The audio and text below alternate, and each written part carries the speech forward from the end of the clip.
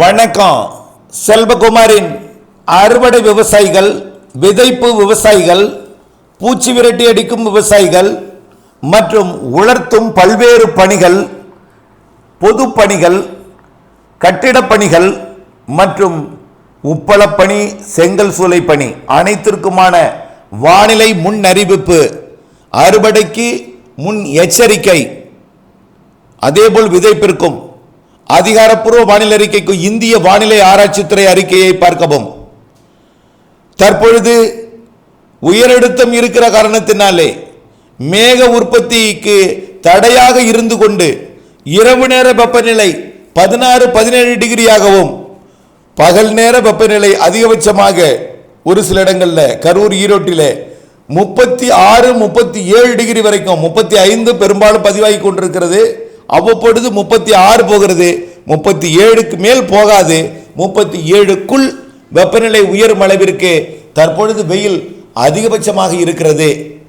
இரவு நேரத்தில் அதிக வெப்பம், அதிக குளிரும். இரவு நேரத்தில் 16-17 டிகிரி வரை குளிர் குறைந்து, வெப்பநிலை குறைந்து, பகல் வெப்பம் அதிகரித்திருக்கிற காரணத்தினாலே ஒரே நாளில் 20 டிகிரி இரவிற்கும் பகலிற்கும் வெப்ப வேறுபாடு என்பதன் காரணமாக அசௌகரியமான சூழ்நிலை நிலவுகிறது. ஆனால் 100 டிகிரியை தொடவில்லை, 100 டிகிரிக்கு தாண்டவும் இல்லை என்பதை நீங்கள் புரிந்து கொள்ள வேண்டும். இந்த நிலைதான் 23ஆம் தேதி வரை தொடரும். கண்டிப்பாக 24ஆம் தேதியிலிருந்து மேகம் சூழத் தொடங்கும். வழக்கத்திற்கு மாறாக தற்பொழுது காற்று சுழற்சியானது சுமத்ரா தீபருகே நீடித்துக் கொண்டிருக்கிறது. இந்த காற்று சுழற்சியோட தென்சினக்கடல் காற்று சுழற்சி ஒன்றிணைந்து இலங்கை அருகே 25ஆம் தேதி வாக்கிலே வந்தடைந்து, இலங்கைக்கு 24-25 மழை பொழிவை தொடக்கி, தமிழ்நாட்டிலே 26ஆம் தேதி தூறலை தொடக்கி, 27-28 தமிழ்நாட்டின் கடலோர மாவட்டங்கள் முதல் உள் மாவட்டங்கள் வரைக்கும் மாத இறுதி நாள்களிலே மழை வாய்ப்பை கொடுப்பதற்கு சாதகம் தெரிகிறது. கிட்டத்தட்ட உறுதியாகி இருக்கிறது. 100% பல இடங்களிலே உறுதியாகிவிட்டது. ஆகவே இந்த மாத இறுதி நாளாம் பிப்ரவரி 28 மற்றும் அடுத்த மாதத்தின் முதல் 5 நாட்கள் மார்ச் 1, 2, 3, 4, 5 தேதிகளிலே தமிழ்நாட்டிற்கு பரவலான மழை பொழிவு காத்திருக்கிறது. இது வழக்கத்திற்கு மாறாக வரக்கூடிய காற்றழுத்த தாழ்வு நிலையாகும். கடலோடு இணைந்த காற்று சுழற்சியாகும். கடலோடு இணைந்து வருகின்ற காரணத்தினாலே கனமழை பொழிவை கொடுப்பதற்கு சாதகம் இருக்கிறது. ஏற்கனவே நாம் 22ஆம் தேதி ஒரு காற்று சுழற்சியும், அதே போல மார்ச் 2ஆம் தேதி ஒரு காற்று சுழற்சியும் அறிவித்திருந்தோம்.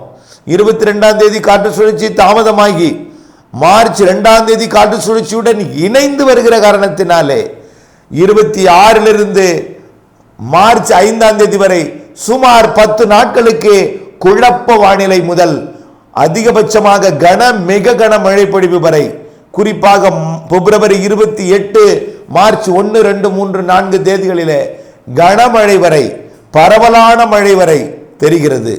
அனைத்து மாவட்டங்களுக்கும் மழை உறுதியாகி இருக்கிறது. டெல்டா மாவட்டங்களுக்கும் வடகடலோரத்திற்கும் கனமழை தெரிகிறது. அறுவடை விவசாயிகள் அறுவடை தானியங்களை திட்டமிட்டு மீட்டெடுத்திடுங்கள். அறுவடை நாட்களை சரியாக முதிர்ந்திருக்கிறதா, அறுவடை செய்யும் பக்குவம் அடைந்திருக்கிறதா என்பதை நன்றாக உற்று கவனித்து திட்டமிட்ட அறுவடை செய்திடுங்கள். 26ஆம் தேதிக்குள் அறுவடை செய்துவிட்டால் நலம். முதிர்ந்த நெல் தானியங்களை மட்டும் விட்டு வைக்காமல் 26க்குள் அறுவடை செய்திடுங்கள். முதிராத நெல் தானியங்கள் அந்த மழைக்கு பிறகு மார்ச் 5க்கு பிறகு அறுவடை செய்யலாம். ஆனால் மழை பொழிவு ஓடும் அளவிற்கு, நீர் தேங்கும் அளவிற்கு, ஆங்காங்கே மிக கன மழை பொழிவு வரைக்கும் கொடுப்பதற்கு வாய்ப்பு இருக்கிறது. உள் மாவட்டங்கள், தென் மாவட்டங்கள்ல மிதமான முதல் சற்று கனமழையும், டெல்டா மாவட்டங்கள், வடகடலோரம் கனமழை, மிக கனமழை பொழிவையும் கொடுக்கும் என்று எதிர்பார்க்கப்படுகிறது. தெற்காந்திரா, தெற்கு கர்நாடகா மற்றும் கேரளாவிற்கும் இந்த நிகழ்வு மழை பொழிவை தரும் என்பதனால அறுவடைக்கு தயாராக இருக்கக்கூடிய தானியங்களை 26ஆம் தேதிக்குள் அறுவடை செய்திடுங்கள். 26லும் அறுவடைக்கு தயாராக விட்டால் முயற்சி, அதாவது முடியுமா என்று முயற்சி செய்து பாருங்கள். சேதம் ஏற்படாத அளவிற்கு, இழப்பு ஏற்படாத அளவிற்கு. இல்லை என்றால் மழை முடிந்த பிறகு மார்ச் 5 தேதிக்கு பிறகு 4-5 நாட்கள் இடைவெளி கிடைக்கும். அந்த நாட்களில் அறுவடை செய்யலாம். ஆனால் அந்த தேதியில ஏற்கனவே வந்த 1ஆம் தேதி 2ஆம் தேதி 3 மற்றும் பிப்ரவரி 28 பெய்த மழை உங்களுக்கு அதிகப்படியான ஈரத்தை நிலத்தில் ஏற்படுத்தி சென்றிருக்கும். சில இடங்களில் நீர் தேங்கி கூட இருக்கும் என்பதையும் நினைவில் கொள்ள வேண்டும். அவ்வளவுதான். ஆகவே அறுவடை விவசாயிகளுக்கு நனைக்கும் மழை, லேசான மழை, இடையூறு மழை என்றுதான் நினைத்திருந்தோம். ஆனால் முன்பு ஏப்ரல் மேல தான் வலுவான நிகழ்வு என்றோம். ஆனால் இப்பொழுது பார்க்கும் பொழுது மார்ச் மாதம் முதல் நாளிலேயே வலுவான நிகழ்வாக வர இருக்கிற காரணத்தினாலே, மழைப்பொழிவு கனமாக அமையவும் வாய்ப்பு இருக்கிற காரணத்தினாலே வானிலை அப்டேட்ஸுடன் இணைந்திருந்து வானிலை அறிந்து திட்டமிட்ட வேளாண்மை செய்திடுங்கள். இடைவெளி அறிந்து அறுவடை செய்திடுங்கள். அதே போல விதைப்பு விவசாயிகளுக்கு விதைப்பை பொறுத்த வரைக்கும் தானியங்களுக்கு தானியம் மழைப்பொழிவினுடைய அளவை பொறுத்து முளைப்பு திறன் மற்றும் ஈரத்தன்மை இது எல்லாமே, அதாவது முளைப்பு திறன் மாறுபடும். நிலக்கடலைக்கு முளைப்பு திறனுக்கு 1 வாரம் வேண்டும். ஆனால் நிலக்கடலைக்கு நீர் தேங்கினால் முளைப்பு திறன் பாதிக்கப்படும். ஆனால் உளுந்து போன்றவை 2-3 நாட்களிலே 3-4 நாட்களிலே முளைத்துவிடும். ஆனால் அதற்கும் சில நேரங்களிலே தாழ்வான பகுதியாக இருந்தால் நீர் தேங்கும் அளவிற்கு மழை இருக்கிறது என்பதை நினைவில் கொள்ளுங்கள். எள் போன்ற தானியங்களுக்கும் அதுபோல தான். ஆகவே விதைப்பை பொறுத்த வரைக்கும் மழை பொழிவு இருக்கிறது என்கின்ற அறிக்கையை மட்டும் வழங்குகிறேன். விதைப்பு உங்களுடைய நிலத்தின் தன்மை, அதாவது மாவட்டம் போன்றவற்றை பொறுத்து ஏற்ற இறக்கத்துடன் ஒதுக்கி மழை பொழியும். அருகருகே கூடுதலாகவும் இருக்கும். டெல்டா வடகடலோரத்திற்கு கண்டிப்பாக கனமழை இருக்கிறது. இவையெல்லாம் நினைவில் கொண்டு விதைப்பை நீங்களே ஆலோசனை செய்து ஒரு முடிவெடுத்து திட்டமிட்ட ஒரு விதைப்பு பணியை மேற்கொள்ளுமாறு கேட்டுக்கொள்கிறேன். அடுத்தபடியாக உலர்த்துதலுக்கு நல்ல ஒரு வாய்ப்பு 23ஆம் தேதி வரை. 24லிருந்து குழப்பம் வந்துவிடும். 25லிருந்து கண்டிப்பாக குழப்பம். 26லிருந்து தூறல் வந்துவிடும். 27லிருந்து தூறல் என்றால் தொடர் தூறல் அல்ல, இடையிடையே கருமேகம் சூழும், ஆங்காங்கே தூறல், வெயில் இருக்கும். ஆனால் 27லிருந்து மழை வாய்ப்பாக மாறிவிடும் என்பதனால ஒரு வாரத்திற்கு உலர்த்துதலுக்கு இடைவெளி இருக்கிறது. அதற்கு பிறகு குழப்பம் இருக்கிறது, பிறகு மழை இருக்கிறது என்பது நினைவில் கொண்டு தானியங்களையோ அல்லது பிற உலர்த்தும் பொருட்களையோ திட்டமிட்டு உலர்த்தி பாதுகாத்திடுங்கள், வைக்கோல் போன்றவற்றையும்.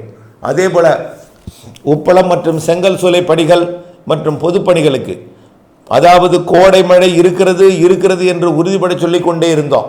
கோடை மழை முன்கூட்டியே வர இருக்கிறது. ஆரம்பமே அட்டகாசமாக ஆட்டமாக இருக்கும் போல் தெரிகிறது. 2-3 நாட்களுக்கு பேசுபொருளாக போகிறது. இப்பொழுது இன்னும் பேசப்படவில்லை.